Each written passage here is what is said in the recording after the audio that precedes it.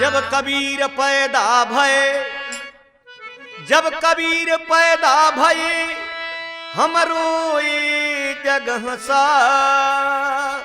ऐसी करनी कर चलो हम हंसे जग रोया।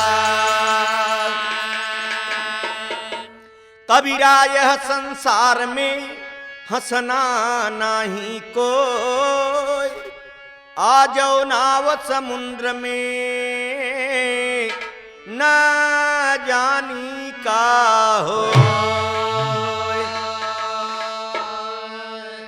भैया एक ठी कव्वाली के टुकड़ा बा, कहना का बाल क्यों आज सितमगर ने मुझे याद किया है, क्यों आज सितमगर ने मुझे याद किया है, क्यों आज सितमगर ने मुझे याद किया है, क्यों आज सितमगर ने मुझे याद किया है,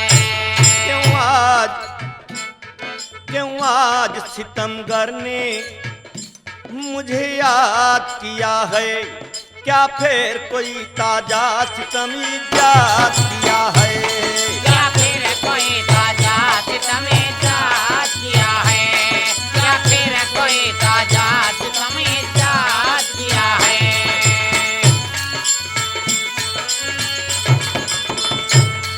देता हूँ मोहब्बत की असीरी के दुआएं, देता हूँ मोहब्बत के असीरी के दुआएं, देता हूँ मोहब्बत के असीरी के दुआएं।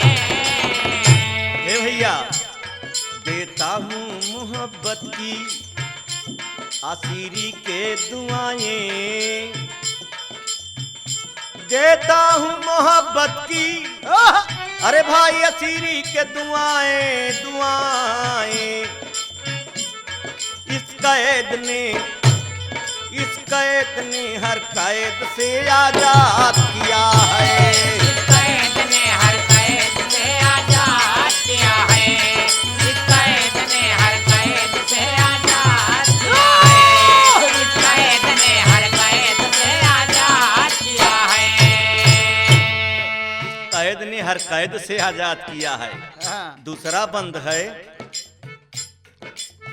हमने कभी शिकवा न किया है न करेंगे, हमने कभी शिकवा न किया है न करेंगे, हमने कभी शिकवा न किया है न करेंगे। जरा ध्यान देना श्रोता भाई, हमने कभी शिकवा न किया, हमने कभी शिकवा न किया है न करेंगे, हमने कभी शिकवा न किया है न करेंगे, हमने कभी शिकवा न किया है न करेंगे, हमने कभी शिकवा न किया है न करेंगे। अरे हमने कभी शिकवा न किया है न करेंगे, अरे वो खुश रहे जिसने मुझे बर्बाद किया है, वो खुश रहे जिसने मुझे बर्बाद किया है, वो खुश रहे जिसने मुझे बर्बाद किया है, वो खुश रहे जिसने मुझे बर्बाद किया है। वो खुश रहे जिसने मुझे बर्बाद किया है। दोस्तों एक लाइन और कहने दास का बोला, अरे मुख फेरने वाले मेरी एक बात तो सुन लो, फेरने वाले मेरी एक बात तो सुन लो, मुख फेरने वाले मेरी एक बात तो सुन लो, मुख फेरने वाले मेरी एक बात तो सुन लो, सुन लो क्या तूने किसी नासाद को भी साथ किया है, तूने किसी नासाद को भी साथ किया है, तूने किसी नासाद को भी साथ किया है, तूने किसी नासाद को भी साथ किया है।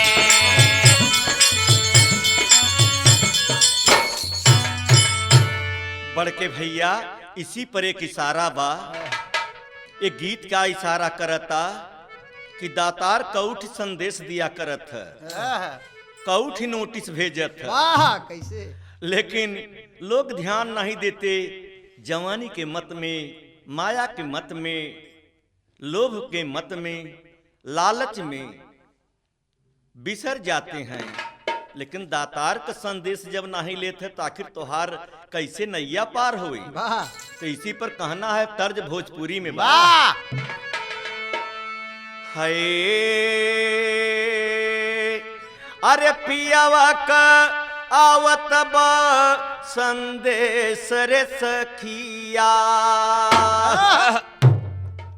पियावा का आवत बा संदेश रे सखिया, जाना पड़े पियावा के देश हो राम।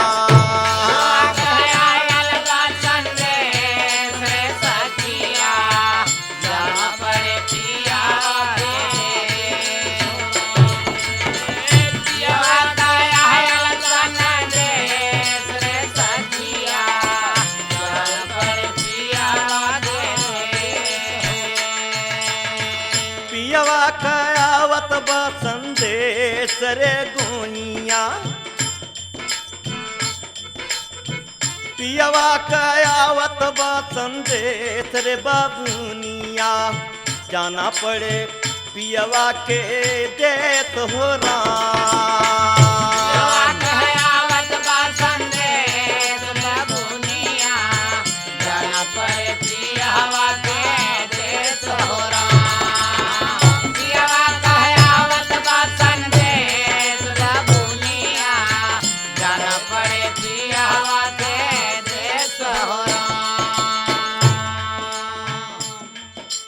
ध्यान देना, संदेश का आवता पहली नोटिस आई गई।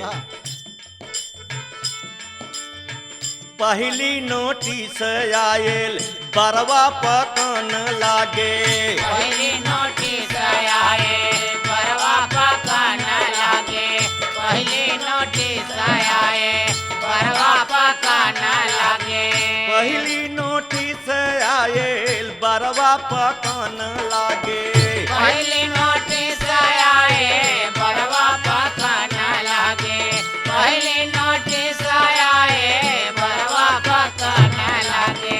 झर लागे सिरावा का केसर सखिया, झर लागे सिरावा का केसर बबुनिया, चाहे होए पियावा के दे तोरा।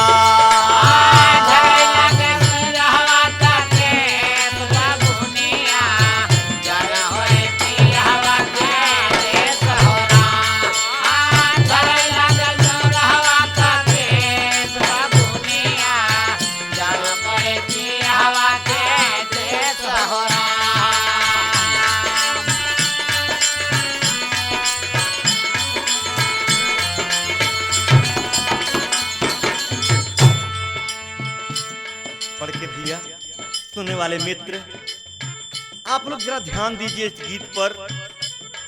दास बड़े मेहनत से यूकी कंपनी में दिल्ली में जब आता है, इतना लगाव बन चुका बा कि हम चाहे तो हमारे पास जौन कुछ माल अच्छा हो यहाँ दे के जाई। काई कि कोई रहा है न कोई रहेगा, है तेरे जाने की बारी विदेशी। बाबा ई नोटिस आए लेकिन लेहन नहीं बचाऊ, अच्छा जवानी खतरा करता न नहीं लेहन। दातार बड़ा कृपालु बा, 184 से बचाए के इंसान बना। इसके एक दाई नोटिस दे दे शायद ख्याल हो जाए, नहीं ख्याल भाई। दूसर नोटिस आवता,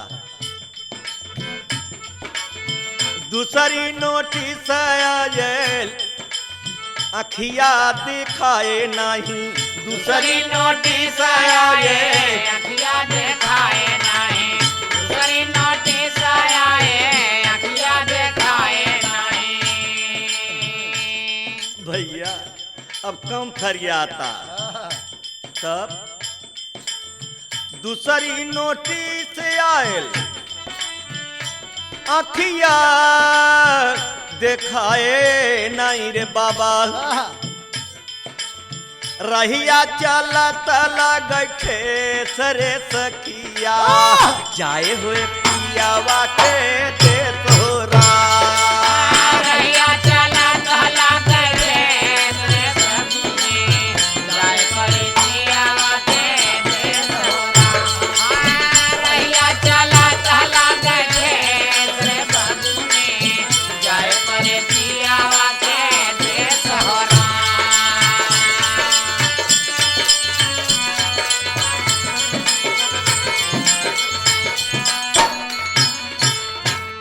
बाबू, ए बाबुआ, दूसरी नोटिस के ख्याल नहीं करते, फरियाद नहीं रे तबो रंग बांधत है। अच्छा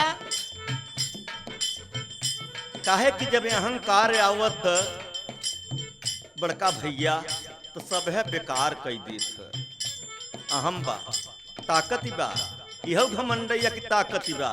ताकत बा तो उपकार कैले, उपकार करे वाला राम को पदवी पावत है और तकलीफ दे वाला रावण के पदवी पावत है। नहीं ध्यान दें, तीसरा नोटिस दातार फिर भेजा। बहुत समझ जा। शायद समझ लिया। तीसरे में का भेजत हैं? तीसरी नोटिस आए कनवा सुनाए नहीं। तीसरी नोटिस आए कनवा सुनाए नहीं। तीसरी नोटिस आए कनवा सुनाए नहीं। सुन न पायन गुरु का उपदेश रे सखिया। गुरु करत है सुनाता ही नहीं। बाजार खराब हो गया। जब सुनई ला रहा तो सुनबई न की है। मसाला खत्म हो गया तो कान टेरत है। सुन न पावाई गुरु का उपदेश रे बबुनिया। जाए हो पियावा के देत हो राम। गुरु का उपदेश बाबुनिया। जाना होए पियावा के देश हो राम। सुन न पाए गुरु का उपदेश बाबुनिया। जाना होए पियावा के देश हो राम।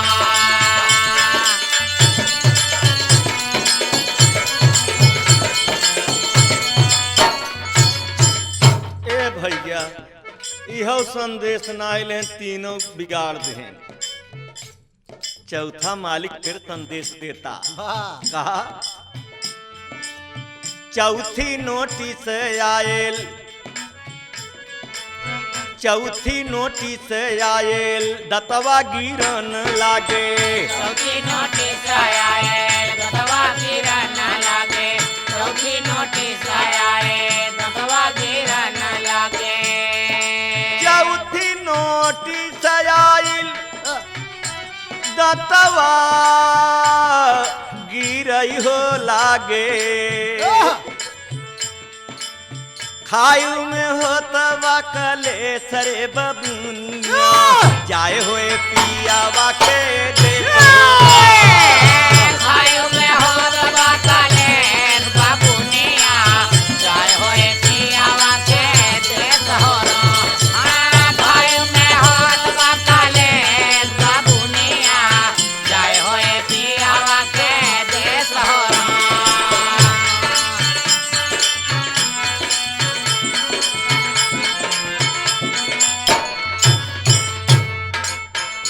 बड़का भैया, चार नोटिस खराब हो गए। अच्छा ध्यान दे। अब नहीं ध्यान देता है। बाबा जी फिर भेजत हैं दातार। बाबा के अर्थ दूसर दिन लगायल है कि बा सर्वत्र बा, टेम्परेरी नहीं परमानेंट बा। वाह नहीं दही के भेलते ट्यूना चाट। हाँ। पचई नोटिस में का आवत भैया हरे। काय आवता।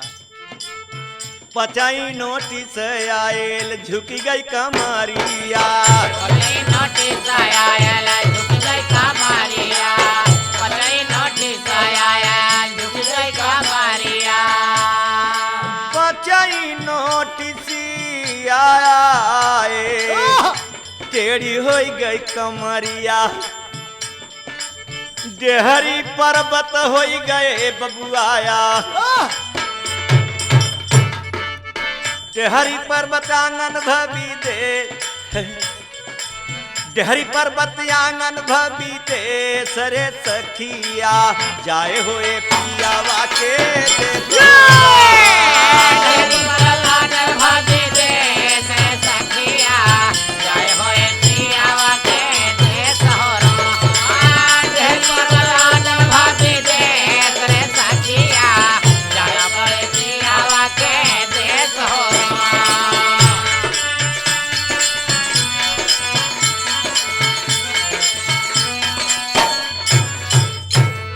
भैया इशारा दे वाला जो सच बा वही कहत भैया बच जा। हाँ जी। समय में बच जा, समय बीत जाए तब तक कुछ न कह पाओगे न। तब वो एक दिन यही हो कि राम नाम सत्य है। सत्य है। न तू सुन पाओगे कि सत्य का आया व सत्य का आया। न समझ पाओगे। क्या बात है। तो इशारा का बा कह कैलाश आओ गुरु के सरनिया।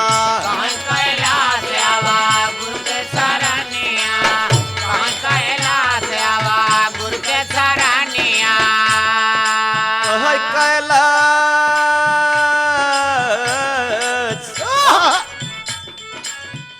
अरे दासई है कह आव सतगुरु के चरानिया सरानिया।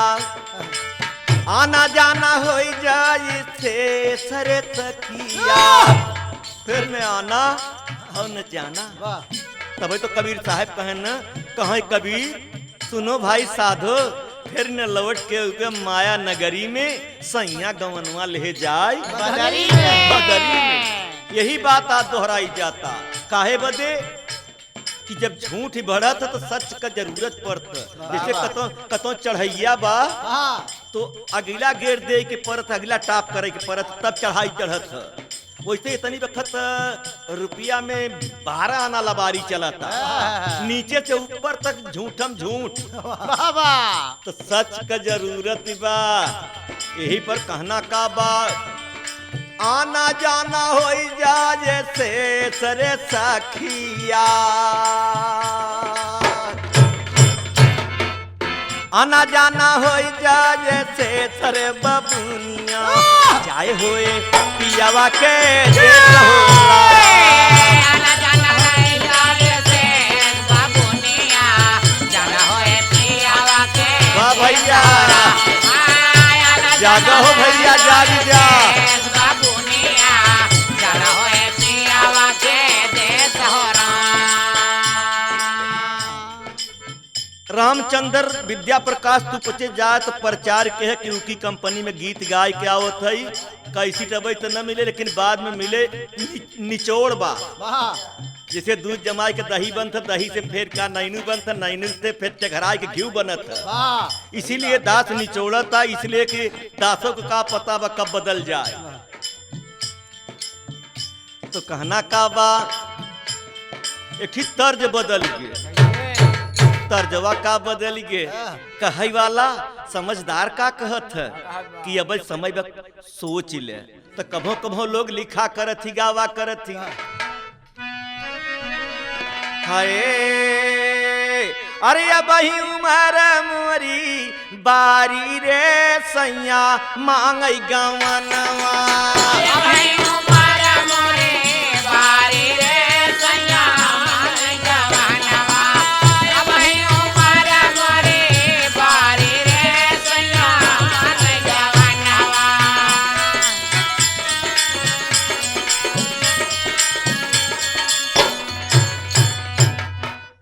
आना जाना का गवन वो टेम्परेरी गवन मत समझना।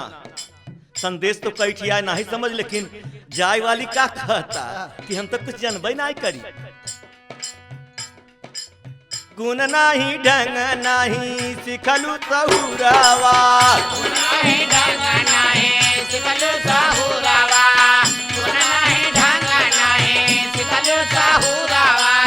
जब ससुरावा में बन के महुरावा।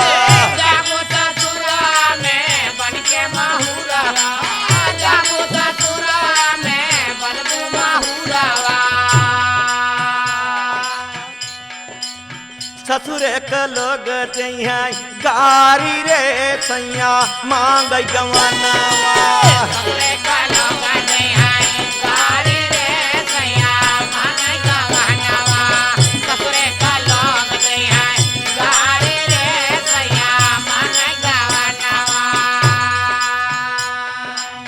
प्रीतिया करितिया कुछ नहीं जानी।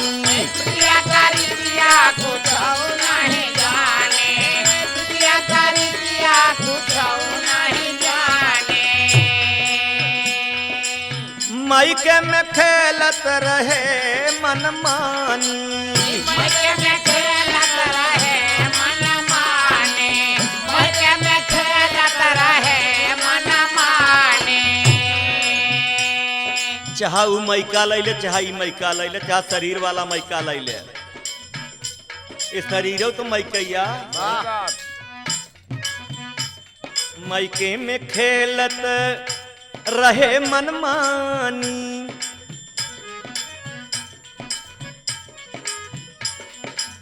राह कठिन अधियारी रे सैया मांग राह कठिन अधियारी रे सैया मांग गवना राह कठिन अधियारी रे सैया मांग गवना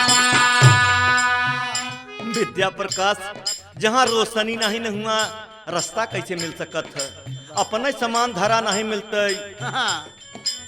मास्टर राम सुमेर इहो थे रच के दिया लेती तो मिल जाता वैसे ज्ञान एक दीपक रोशनी सूरज या प्रीतिया करीतिया कुछ नहीं जानी मायके में खेलत रहू मन मानी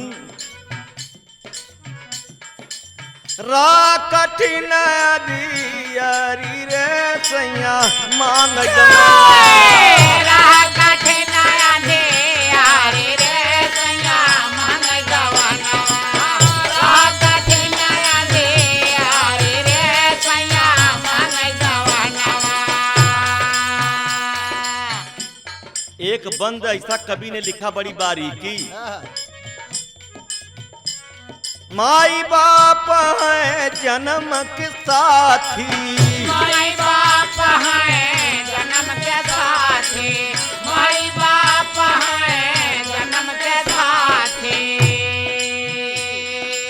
महतारी बाप कितना साथ निभावत थी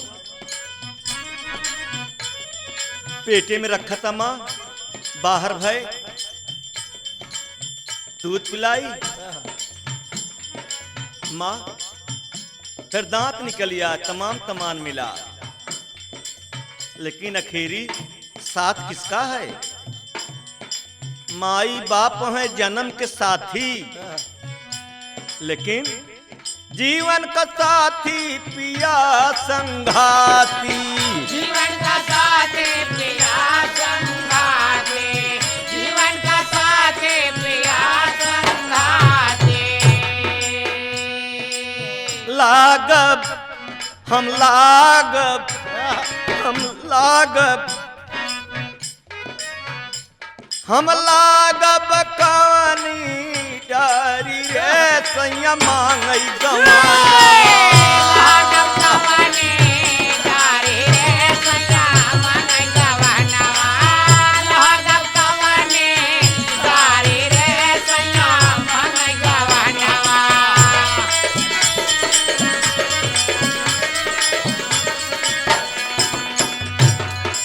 हे राम अनहियारे कहाँ जा मुसाफिर कहाँ जाइबे दिन रही के थोड़ा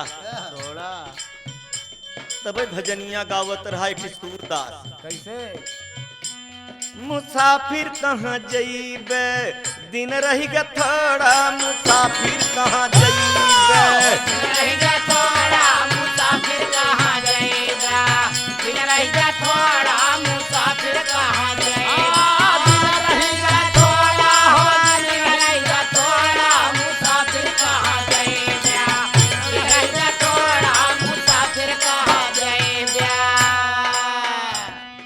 हम लागब कौने डारी माई बाप जन्म के साथी जीवन के साथी पिया संघाती हम लागब कौने डारी लेकिन की बात और फंसता रहना नहीं बा सबको जाना बजरूरी रहना नहीं बा सबको जाना जरूरी रहना नहीं बा सबको जाना जरूरी मई के में बाटई बड़ी मजबूरी मजे में बाटे बड़ी मजबूरी मजे में बाटे बड़ी मजबूरी अरे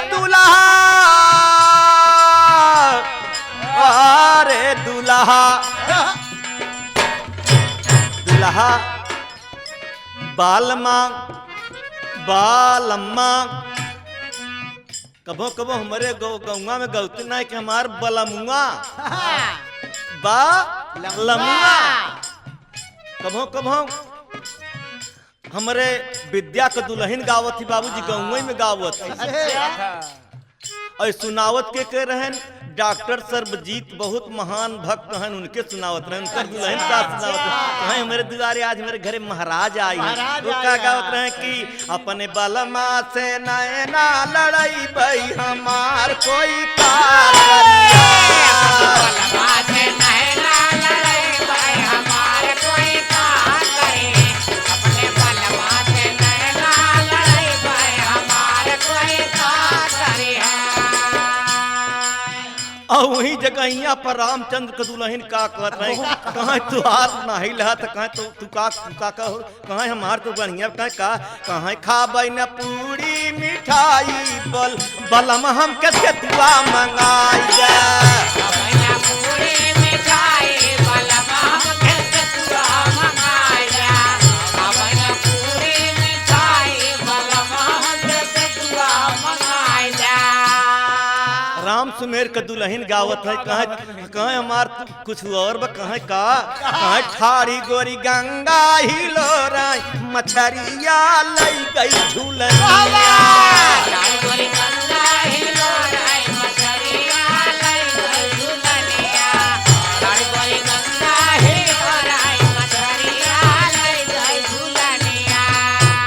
बाबूजी लाल जी के दुल्हन का कहत हैं सैया कया जब बा पढ़ाई हमार कान वाला बिकाई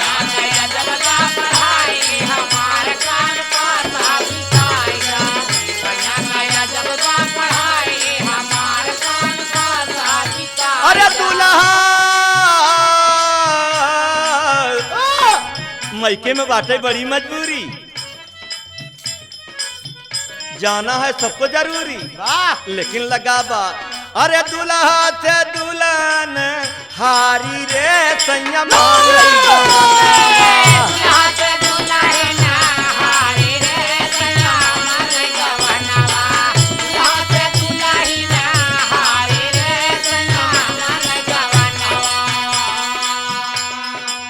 संकट सहेली सब बोलत ही बोली अपने घुघुटवा के पट नहीं खोली जात बाटू ससुरे में बन के नबेली हे छूट जाई है बाप माँ तारी रे सैया